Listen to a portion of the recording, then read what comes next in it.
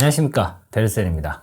자, 오늘은 제가 이제 기본기 재점검하는 시간을 오늘부터 갖도록 할 텐데, 그 첫 번째 시간으로 당연히 가장 기초적인 부분부터 설명을 좀 드려야 되겠죠. 이제 카메라를 구입하게 되면 잡는 법이 상당히 중요한데, 일단 잘못된 잡는 법, 이런 거죠. 이렇게. 요거 상당히 안 좋은 촬영 자세고요. 그 다음에 이렇게 잡으시는 분들도 있습니다. 이것도 상당히 안 좋은 자세입니다. 누가 저렇게 잡아? 라고 생각할 수 있는데, 주변에 한번 둘러보세요. 한 분씩은 꼭 있습니다. 그렇기 때문에 이때까지 이렇게 잡으시거나 이렇게 잡으셨다면 잡는 방법을 조금 달리 하실 필요가 있는데, 여기 지금 그립부라 그러는데 여기 들어간 부분, 이 부분 같은 경우는 누구나 알 수 있어요. 왜? 이렇게밖에 안 잡히니까.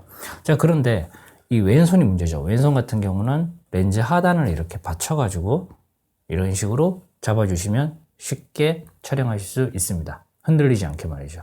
이렇게 한 상태에서 이제 팔꿈치를 이렇게 몸에다 붙이고, 그리고 이 뷰파인더라 그러죠. 여기를 뷰파인더를 눈으로 이렇게 가져가는 거죠. 이런 식으로 카메라를 잡으셔야 됩니다.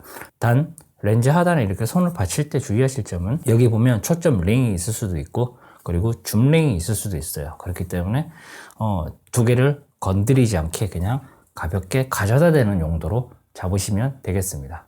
이렇게 하시는 분들이 있어요. 그죠? 근데 상당히 이 자세가 멋있습니다. 멋있는데 문제가 이제 뭐냐면은 사진이 조금 흔들릴 수가 있습니다. 왜 그러냐면 뷰파인더가 접점 하나죠. 여기 눈이 딱 붙게 되고, 그 다음에 이 팔꿈치 하나가 붙게 되고, 이 팔꿈치는 이렇게 떨어져 버려요. 그죠? 그래서 접점이 두 개가 발생해서 이렇게 세로로 촬영하는 방법입니다. 이렇게 촬영하는 것은 사실 조금 움직임이 활발한 촬영을 할 때 상당히 편합니다. 그리고 이런 식으로 돌리죠. 그리고 이 양 팔꿈치를 이런 식으로 돌려서 이런 식으로 붙인 다음에 그 다음에 눈을 이렇게 가져가는 거죠.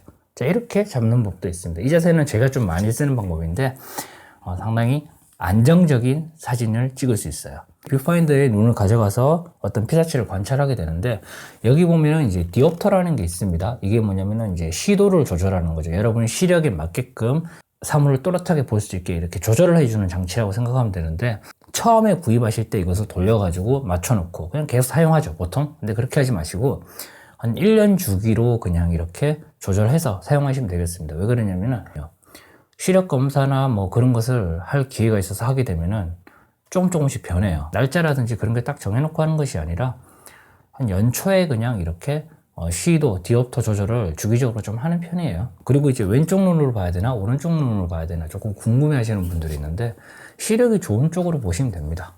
네, 시력이 좋은 쪽으로 왼쪽 눈을 보든 오른쪽 눈을 보든 상관없어요. 그리고 이제 한 눈으로 봐야 되나 양눈으로 봐야 되나, 이것도 또 꼭 고민하시는 분들이 있는데, 양눈으로 보는 것이 멋이 아니에요. 제가 진짜 분명하게 말씀드리는데, 양눈으로 찍는다고 해서 와, 저 사람은 진짜 사진 고수구나 이렇게 생각하신다면 정말 큰 오산입니다. 네.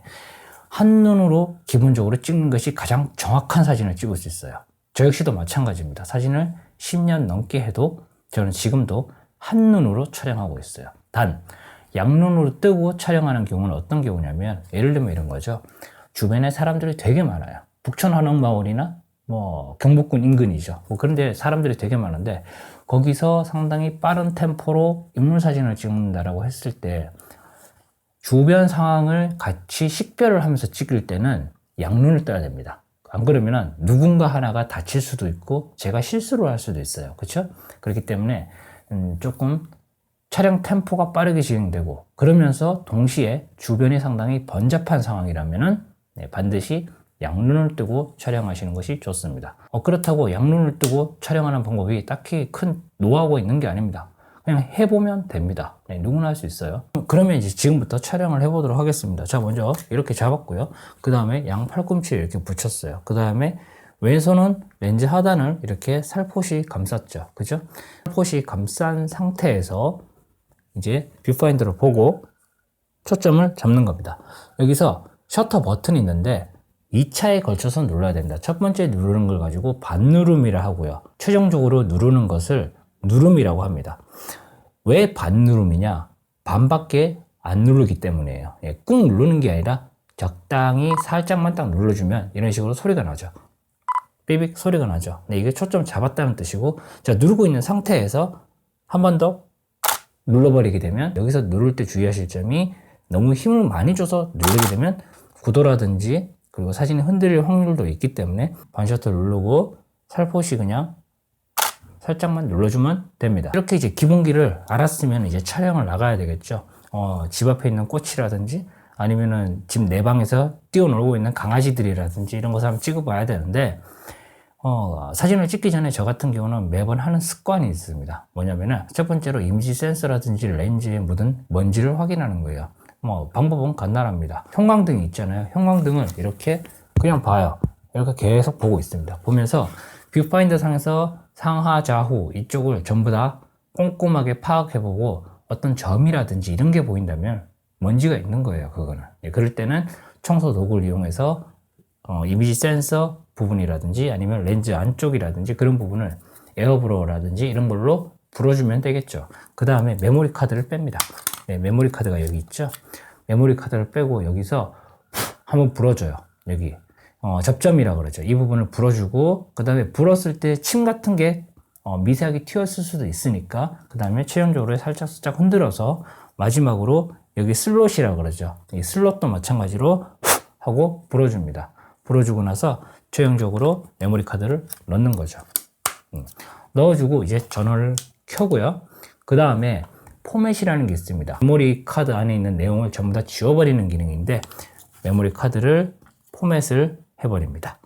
자, 이렇게 포맷을 하면 모든 촬영 준비가 끝났어요. 자, 이 상태에서 저는 항상 촬영을 합니다.